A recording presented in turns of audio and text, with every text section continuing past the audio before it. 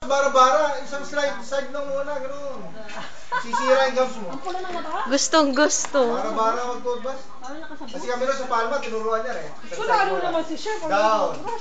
Tapos up. Ganun yun eh, down, up. May-stroke yun eh.